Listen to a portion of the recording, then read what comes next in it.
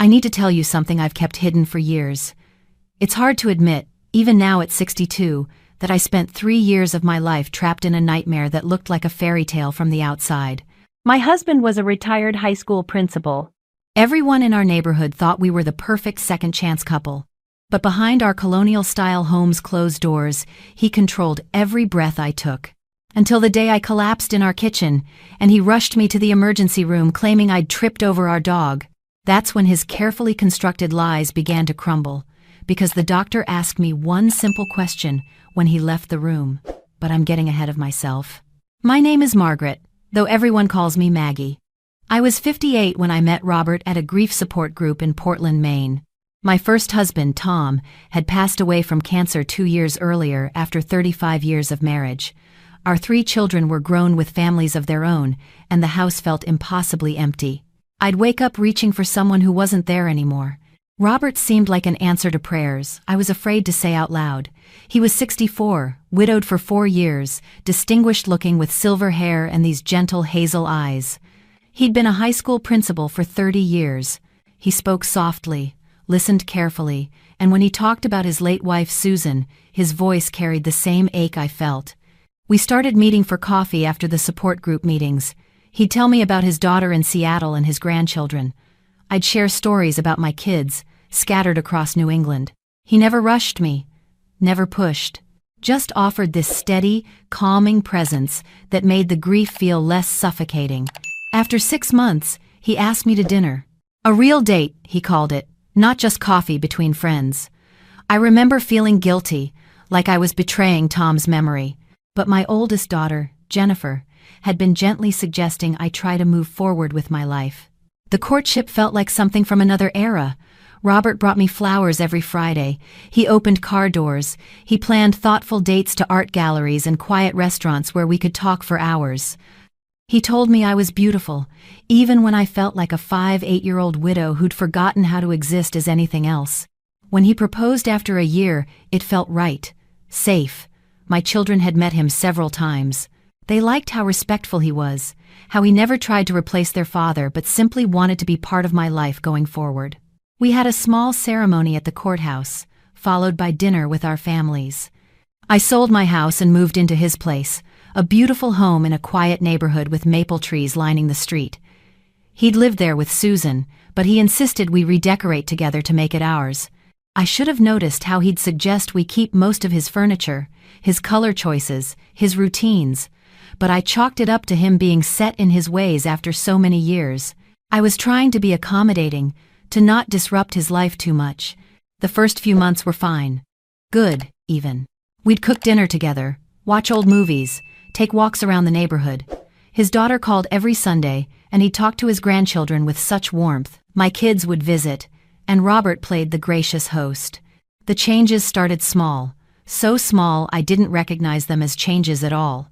One evening, I mentioned wanting to sign up for a watercolor painting class at the community center, something I'd always wanted to try, now that I finally had time. Robert looked up from his newspaper. "A painting class?" he said, his tone pleasant but with something underneath I couldn't quite identify. "Don't you think that's a bit frivolous? We should be careful with money at our age." I pointed out the class was only $60 for 6 weeks. We were both comfortable financially, our pensions and savings providing more than enough. He set down his newspaper. "Margaret, I just think at our stage of life, we should focus on practical things. Besides, wouldn't you rather spend that time here at home? I thought you enjoyed our quiet evenings." I did enjoy our evenings, but I also wanted something of my own. Still, I didn't push it. I told myself he was probably right. We were trying to build a life together. I could paint at home if I really wanted to. The next week, my daughter Jennifer called to invite us to her daughter Emma's soccer game. I mentioned it to Robert over dinner. "This Saturday?" he frowned. "But Saturday is when we do our grocery shopping and meal prep for the week. You know, I like to keep our schedule consistent. We could do it Friday instead," I suggested. "Or Sunday." His jaw tightened slightly. "I thought we agreed that structure was important. That's what makes a household run smoothly. I had structure with Susan for 40 years, and it worked perfectly." There it was again, that comparison to Susan. I'd heard it before, little comments here and there. How Susan always had his coffee ready at exactly 6:30. How she never minded staying home. How she understood the importance of routine. I went to Emma's game anyway. Robert said he had a headache and stayed home. When I returned, he was watching television in the den. He didn't ask about the game, didn't say hello. When I tried to tell him how Emma had scored a goal, he turned up the volume on the TV. This became the pattern. If I did something he didn't approve of, he'd go silent. Not angry, just absent. He'd be polite but distant, answering in one-word responses until I felt like I was walking around a stranger in my own home. The silence would stretch for days sometimes, until I'd apologize, though I was never quite sure what I was apologizing for. I started declining invitations from my children. It was easier than dealing with Robert's mood afterward. I told myself I was being considerate, that compromise was part of marriage. Then came the comments about my appearance. We were getting ready for Sunday service when he looked at me and sighed. "Are you wearing that dress?" I looked down at my navy dress. I'd worn it dozens of times. "What's wrong with it?" "Nothing, I suppose. It's just..." Susan always took such pride in her appearance. She'd never go to church looking so casual. Casual? It was a perfectly respectable dress. But I went back upstairs and changed again, and again, until he finally nodded his approval at a suit I'd worn to my first husband's funeral. He started commenting on my cooking. Tom and I had shared kitchen duties, and I'd never been much of a chef, but I could make decent meals. Robert would take a bite of dinner and set down his fork. "Is something wrong?" I'd ask. No, it's fine. Just different from how Susan made pot roast. She had this special technique. Or, "The chicken's a bit dry, but that's okay." Or, "You forgot to salt the water for the pasta again." I bought cookbooks. I watched YouTube videos. I'd spend hours in the kitchen trying to get things just right. Half the time, he'd barely touch his plate. The other half, he'd eat in silence, never saying if it was good or bad. My friend Barbara from the grief support group called one afternoon. We hadn't talked in months. She wanted to grab lunch. "I'd love to," I said, genuinely happy to hear from her. When I mentioned it to Robert that evening, he set down the book he was reading. "Barbara? The one who was having problems with her adult son?" "Yes, but don't you think it's a bit negative, spending time with people who are always dwelling on their problems? We've moved on from grief group. We should move on from those relationships too." "She's my friend, Robert." His expression hardened. "I just think you should be more careful about who you associate with. At our age, we should surround ourselves with positive influences, but do what you want, you always do anyway." That last line stung. I didn't always do what I wanted. I'd given up painting classes. I barely saw my children. I'd stopped going to book club. I was home every single day, cooking meals that were never quite right, wearing clothes that were never quite appropriate, trying to be a woman I didn't know how to be. But I canceled lunch with Barbara, and when she called again a few weeks later, I didn't answer. Eventually, she stopped calling. My daughter Jennifer noticed I was different. She'd call, and I'd keep the conversations short, aware of Robert in the next room. She invited me to go shopping one weekend, just the two of us. "I don't think that's a good idea," I said. "Robert and I have plans." "What plans?" "Mom, we haven't spent time alone together in over a year." "I know, honey. It's just, he likes when I'm here." There was a pause. "Mom, are you okay?" "Of course I'm okay. Why wouldn't I be? You just seem, I don't know, smaller somehow." I laughed it off, but her words haunted me. Smaller, is that what I'd become? The real trouble started on a Wednesday afternoon. I'd been cleaning out the spare bedroom and found some old photos of Tom and me with the kids when they were young. I stood there holding a picture of our vacation to Cape Cod, crying for the first time in months. Not sad crying, exactly. Just missing that version of myself who smiled so easily. Robert came home and found me like that. I quickly wiped my eyes, but he'd seen. "Still crying over him?" His voice was cold. "It's been how many years now? 4? I just found some old photos." It caught me off guard. I put Susan's pictures away after she died. It's not healthy to keep dwelling on the past. Maybe you should do the same. "They're pictures of my children," I said quietly. "And him. I see him in every photo. Do you know how that makes me feel, Margaret? Coming home to find my wife crying over another man?" He wasn't just another man. He was my husband for 35 years, the father of my children. Robert's face flushed. And I'm your husband now. Or doesn't that matter to you? Maybe that's the problem. Maybe you never really wanted to be married to me at all. Maybe I'm just a placeholder until you can join him. The cruelty in his voice shocked me. This wasn't the gentle man from Grief Group. This wasn't the person who'd brought me flowers every Friday. I apologized. I put the photos in a box in the garage. I never looked at them again. After that, Robert's moods became more unpredictable. I learned to watch for signs. The way he'd press his lips together when annoyed. How he'd go very still before he was about to say something cruel. The particular silence that meant I'd done something wrong but wouldn't find out what until he was ready to tell me. I stopped calling my children unless Robert was out of the house. Even then, I'd keep it short, always listening for his car in the driveway. When they'd ask to visit, I'd make excuses. Too busy. Not feeling well. Maybe next month. Jennifer started getting suspicious. She'd show up unannounced, and I'd scramble to clean up any evidence that things weren't perfect. Robert would be charming when she was there, solicitous, the model husband, but I could feel his anger afterward, like static electricity in the air. One Saturday morning, I was making breakfast when I dropped an egg. It splattered on the floor, yolk spreading across the tile. Such a small thing, but I froze, heart hammering, waiting for his reaction. Robert looked at the mess, then at me. Really, Margaret? Can't you even make breakfast without creating chaos? It was an accident. It's always an accident with you. Breaking dishes, burning food, forgetting things. Susan ran this household like clockwork. But you, he shook his head. You make everything so difficult. Something in me cracked. I'd been making his breakfast every morning for 2 years. I'd given up my friends, my hobbies, time with my children. I'd erased Tom from our home.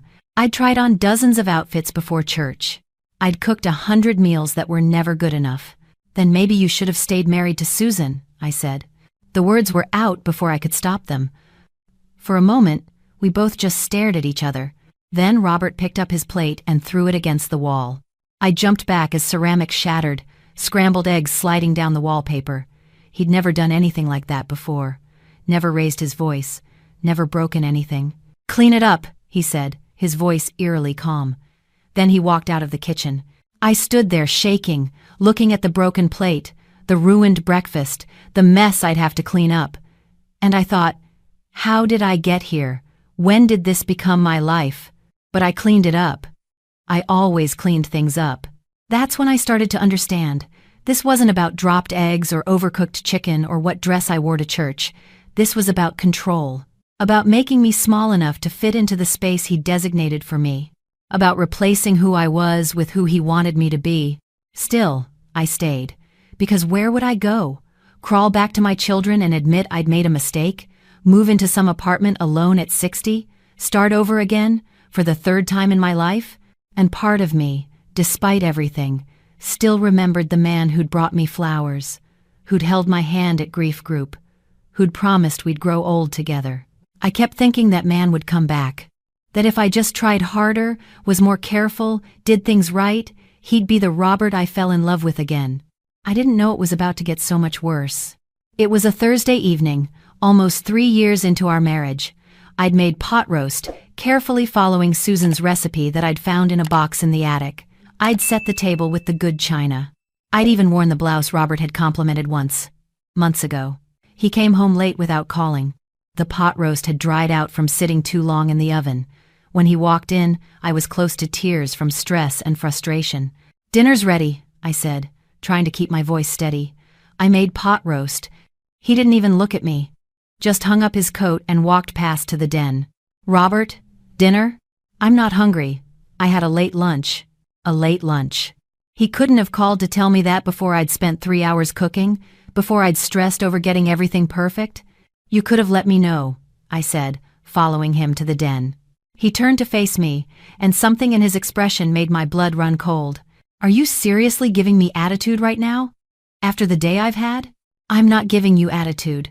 I just wish you'd communicate with me." "Communicate?" He laughed, but there was no humor in it. "That's rich. Coming from you. You can't even have a simple conversation without bringing up problems. Always complaining, always dissatisfied, just like you're doing right now. I'm not complaining. I made dinner and you didn't. There it is again. Do you hear yourself? Nagging, constantly nagging. Susan never acted like this. She understood that a man needs peace when he comes home. But you ambush me the second I walk through the door. My hands were shaking. I didn't ambush you. I just... Stop talking. His voice was quiet but firm. I don't want to hear another word from you tonight. Not one word. He turned back to his newspaper. I stood there for a moment, then went back to the kitchen. I put the pot roast in containers. I washed the good china. I cleaned everything up, moving as quietly as possible. Around 9, I went upstairs to bed. Robert stayed in the den. I lay there in the dark, wondering what had just happened. Wondering how a simple dinner had turned into this. He didn't come to bed that night. Or the next. He started sleeping in the guest room. And during the day, he'd barely acknowledge my presence. When I'd try to apologize, he'd hold up his hand. I'm not ready to talk to you yet. This went on for a week of silence so thick it felt like drowning. I'd try to start conversations, and he'd look right through me. I'd cook his meals, and he'd eat them without comment, then leave the dishes on the table for me to clean. I was a ghost in my own home. Finally, I couldn't take it anymore. I found him in the study one evening. Robert, please. We need to talk about this. I'm sorry about the pot roast. I'm sorry I complained. I'm sorry for whatever I did. Just please stop shutting me out. He looked at me for a long moment. You want to fix this? Yes. Please. Then you need to understand something, Margaret. I gave you a good life, a beautiful home, financial security. All I ask is that you respect me, that you stop being so difficult all the time. Can you do that? I nodded, even though some part of me recognized how wrong this was, how twisted the logic. But I was so tired of the silence, so desperate for things to go back to normal. I'll try harder, I whispered. Good. Then we'll move past this. And just like that, he smiled. He reached for my hand. He was the Robert from Grief Group again, gentle and kind. That night, he came back to our bedroom.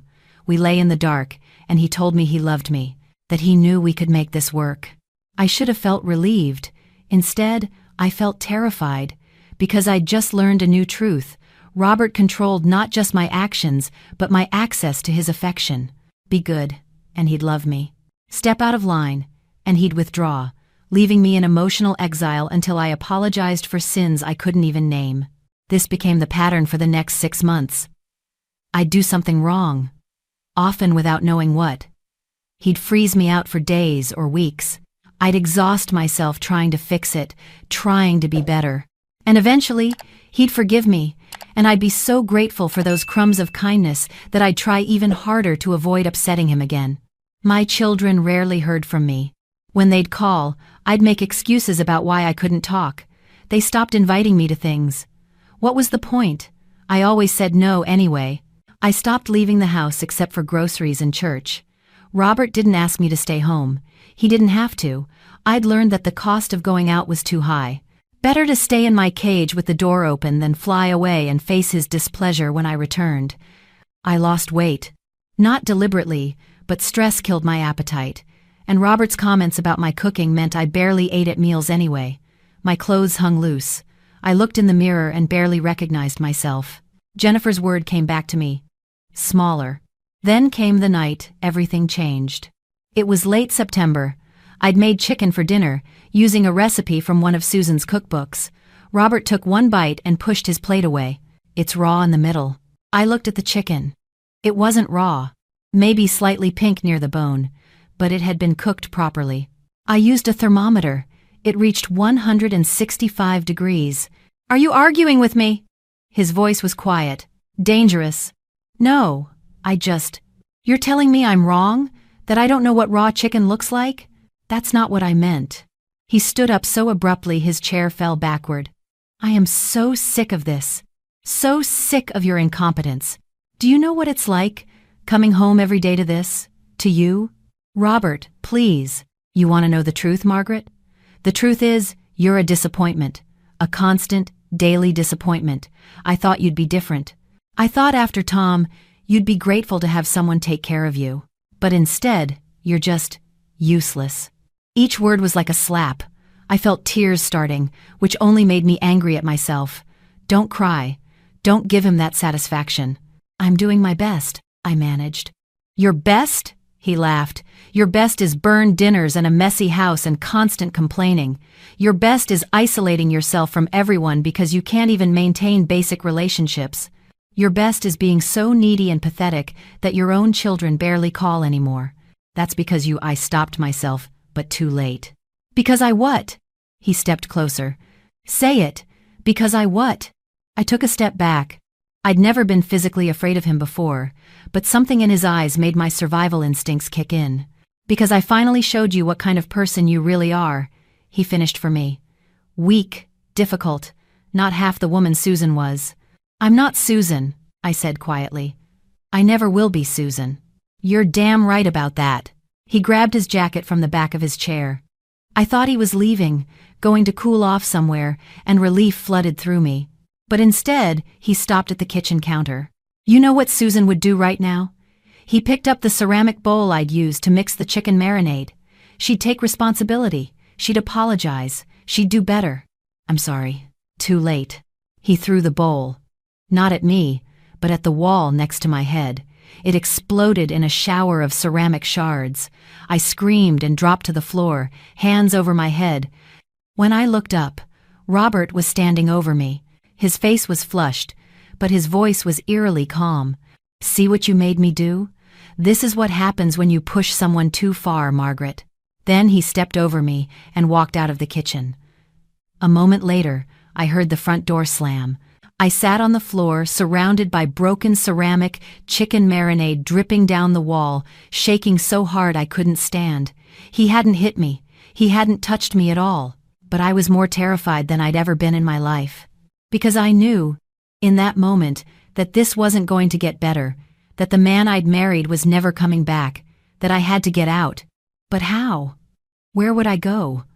What would I tell people? That my husband threw a bowl at the wall? That he called me useless? Would anyone even believe me? We looked like such a normal couple. Robert was respected in the community. And I'd cut myself off from everyone who might help me. I don't know how long I sat there. Long enough for my legs to go numb. Long enough for the adrenaline to fade into this hollow, empty feeling. Finally, I got up.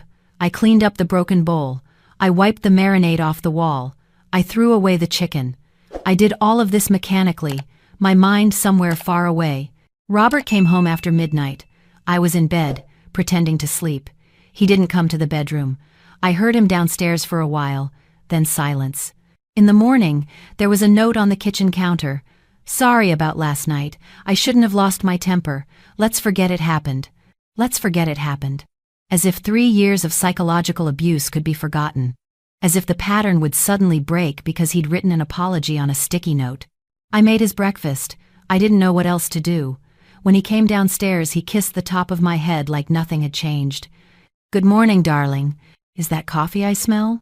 We went through the motions of our normal morning routine. He read the paper. I cleaned up the kitchen. He commented on the weather. I agreed it was nice. We were performing normalcy. And I was so tired of pretending. That night, I lay in bed after Robert fell asleep.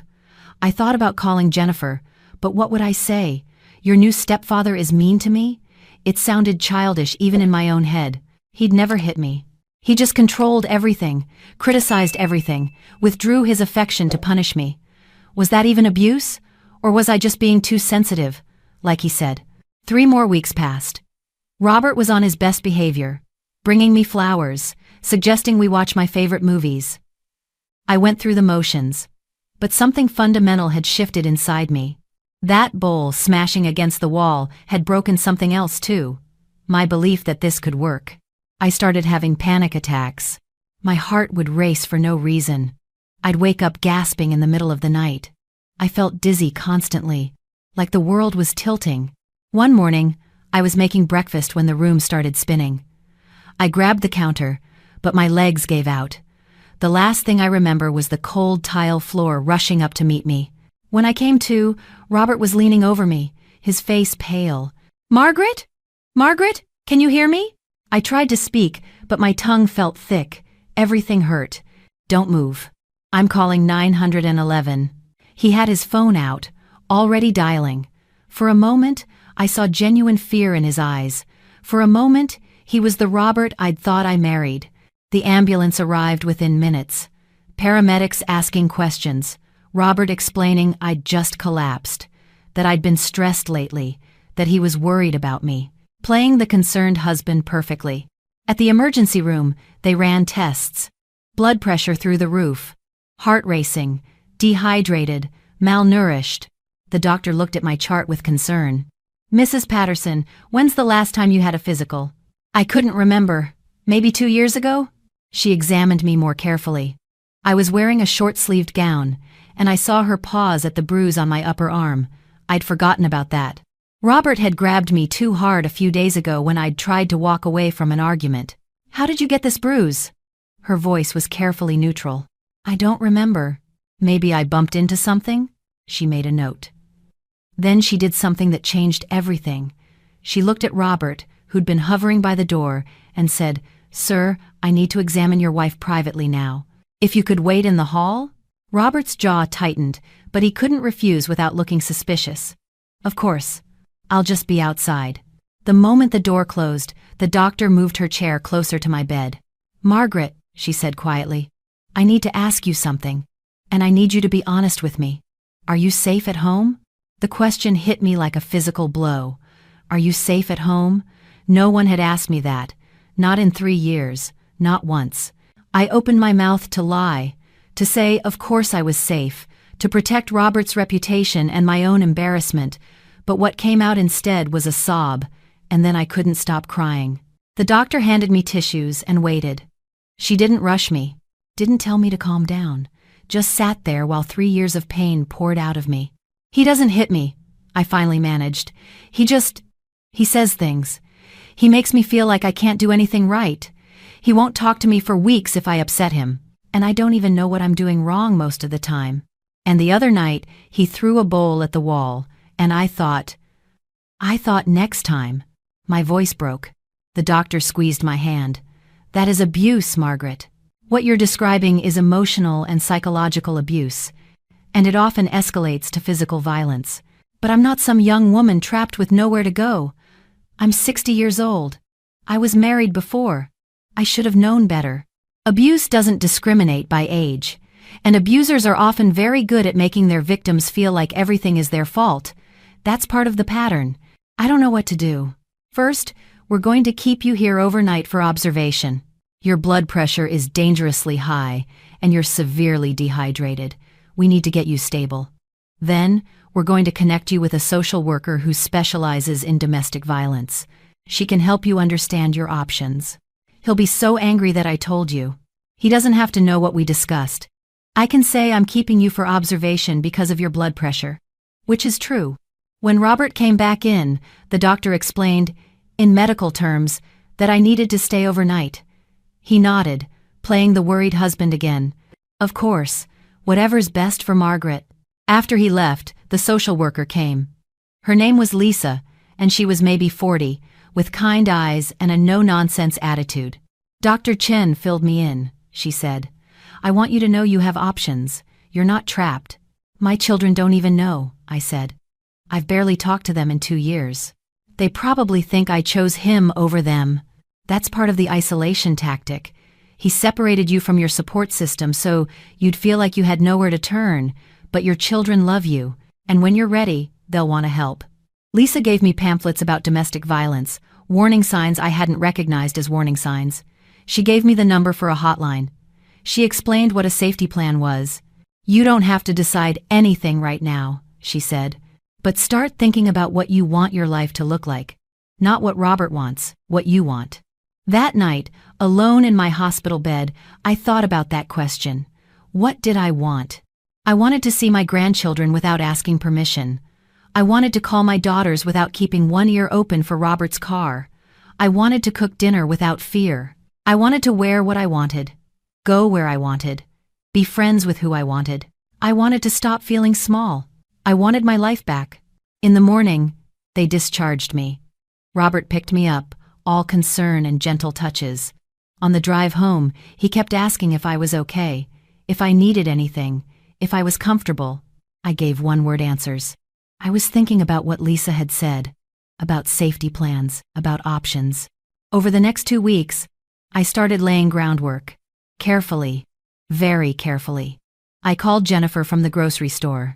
"Mom, is everything okay? You sound strange."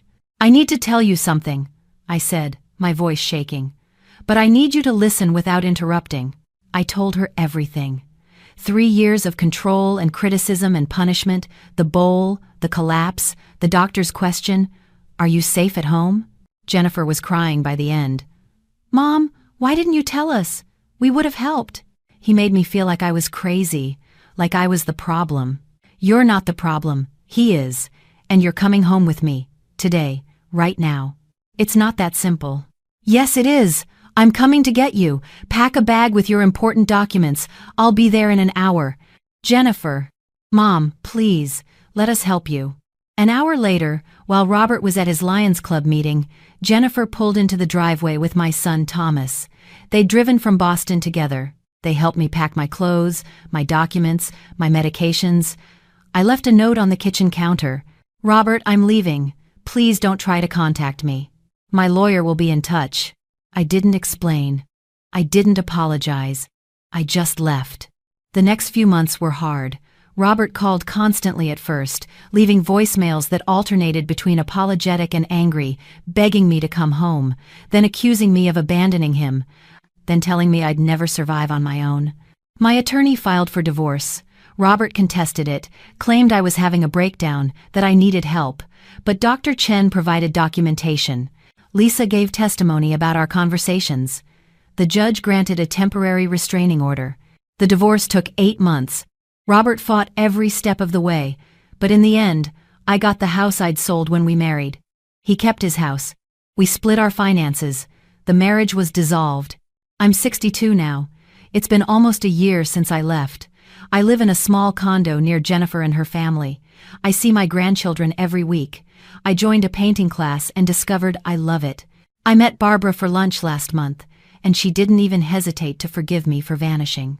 I still have panic attacks sometimes, still wake up in the middle of the night thinking I've done something wrong, still have to remind myself that I don't need permission to live my own life. But I'm healing. I go to therapy every week. I've joined a support group for women who've experienced domestic abuse. I'm learning that what happened to me wasn't my fault. That emotional abuse is real abuse. That leaving wasn't cowardice, it was courage. If you're reading this, and any of it sounds familiar, please listen to me. You're not crazy, you're not too sensitive, you're not the problem, and you're not alone. Emotional abuse is real. It's insidious, because there are no visible bruises, but the damage is just as real. If someone makes you feel small, controls your relationships, punishes you with silence, criticizes everything you do, isolates you from people who love you, that is abuse. You deserve better. You deserve to feel safe in your own home. You deserve to be loved without conditions, without criticism, without fear. And you can leave. I know it feels impossible. I know you've been told no one will believe you, that you have nowhere to go, that you can't make it on your own. Those are all lies designed to keep you trapped. Call the National Domestic Violence Hotline, 1-800-799-7233. They have resources. They can help you make a safety plan. They understand. Tell someone you trust.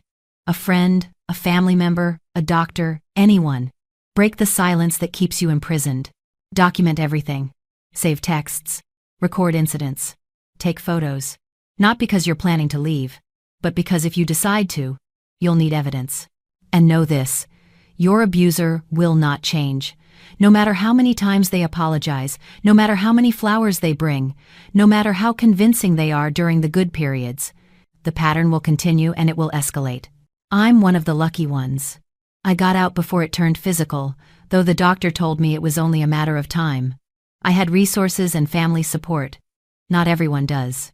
But if I could leave at 60, after 3 years of systematic psychological abuse, after being convinced I was the problem, after cutting myself off from everyone who loved me, then you can too.